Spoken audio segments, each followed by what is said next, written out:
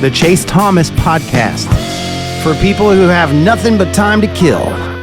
Like, that final score was not indicative to how that game was going at all. It got away from in the last few drives from Alabama, but Goalish and the Bulls were knocking on the door midway through the fourth quarter there and had an opportunity to win that game outright. And Goalish, man, doesn't matter where he's at, Tennessee, South Florida, he knows what he's doing against the Crimson Tide.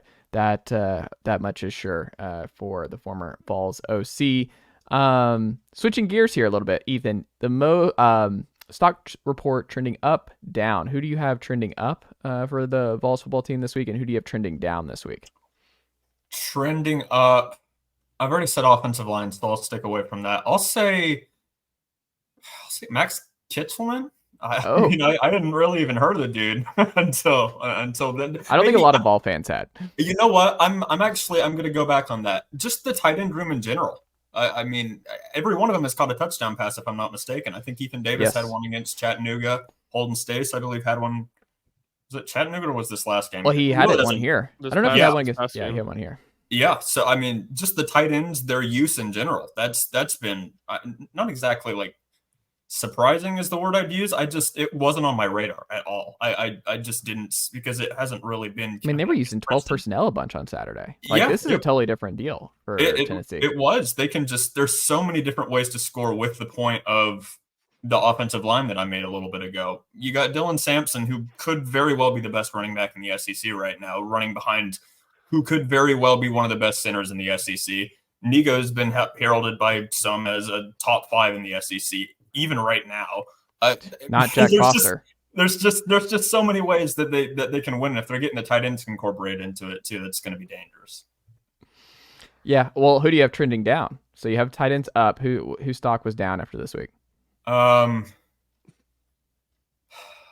a tough question, man. Who would you say? Maybe because he didn't have a catch, but like that doesn't. I mean would say the receivers. It's fair to say stock. I think down. that's a game. That's who you're gonna. That's who you have to say if you're gonna say somebody. I think this was just a matchup thing. I think it was the 3-3-5. I think we'll see Tennessee run more 12 personnel than they have in the past, which is next to 0. But it's not gonna be 46%. Like I think this was purely. Was that the Josh number? Heupel? Yes. Wow. Josh Heupel and Joey Halsley seeing a team that runs a 3-3-5 that can present some issues for a team that spreads it out like they do. And they said, I think we can just line it up and out physical them and run right at them. And that's exactly what they did. I thought that was, from a offensive coordinator, both game plan and calling the game standpoint, the best game Josh Heupel's had at Tennessee. He was, I mean, it was an absolute tear. It was a masterclass from starting from the game plan and just, I mean, look at 3 of Tennessee's 5 offensive touchdowns on that game. Miles Kitselman, no one around him. Holden Staes, no one around him. Nico Iamaleava, 31 yards untouched. I mean, it was, I thought, just phenomenal. Yeah, I guess the other thing I would throw out with the receivers is just, I think I just have it circled the Georgia game, right? Like I think the receivers are going to have the receivers are going to be a good year. Whether it's Dante, I think Chris Brazzell, I mean, he was really good in that opening drive. Squirrel caught some big balls in this game. He was able to pop a little bit on the outside and broke open in that Jalen Hyatt route. You know what I mean? Like it's something we hadn't seen last year really, and you kind of forget about it. But Squirrel down the sideline where he is able to get around. It's like that deep pick that Tennessee runs, and it's just I don't know how you guard that with. Yeah, I just don't know how you guard that with the speed that Tennessee has on the perimeter. But it was a great game for him in this one. But I think you could probably say, and again, we're nitpicking here because Tennessee dominated in all 3 phases of this game.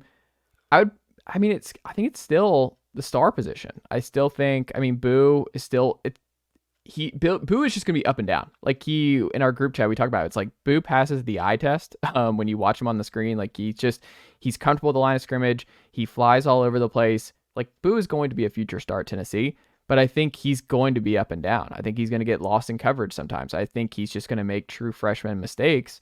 And Christian Harrison, I don't think is as good as Jordan Thomas would have been in that spot. So I think you're going to miss Jordan Thomas for the majority of this season. And I just think it's a weak spot. Like, I don't think it's the end all be all. I don't think it's going to cost Tennessee big time, but there is a reason those two were the lowest graded Vols in coverage. So look, I'm not saying that's anything that hit the panic meter. They can improve, but I do think playing a true freshman like Boo, who I do think outsnapped Harrison in this game, this many snaps, it's going to be a learning curve, and the games are going to get harder, and they're going to play better competition. So I think that's just one to watch a little bit. Is just okay.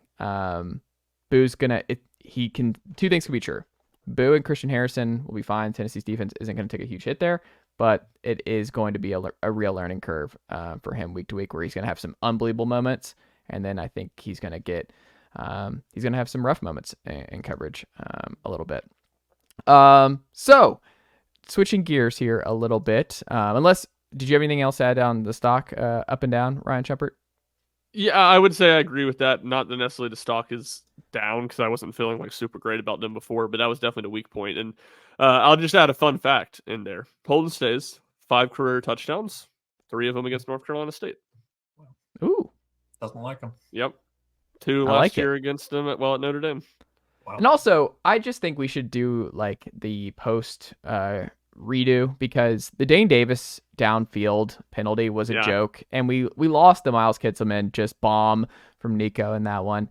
Kitselman, I think, was actually the highest graded Vol of everybody. Kitselman's a dude. Like, what an all-time great find. Like, if you're Tennessee, you were flexing in the portal where you're like, no, who has it better than us? Like, we could just go in and be like, Miles Kitselman, I think he's going to be a dude if we put him in our system.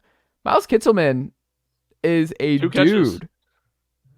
2 catches in 2 years at Alabama. Yeah. I mean, he's an upgrade over McCallum Castles. Like, McCallum Castles, who was solid. Kitselman has more upside. Kitselman is more comfortable in space. I mean, he's more he's physical at the line like McCallum is. Good run blocker. I think he has better hands, and he's just better. I think he's a better pass catcher and I like McCallum, but I think Kitselman's better. Pass catcher. He's a better blocker, so he might be a more all-around better player. I'm not ready to go to the standpoint of he's better. I mean, I thought McCallum Castles was really good as a receiving tight end. Yeah. I haven't seen enough from Kitselman to make me say that. I'm not saying it's impossible, but of the most passes he caught, there was no one in the Nicely done, nephew. The Chase Thomas podcast. Hell yeah.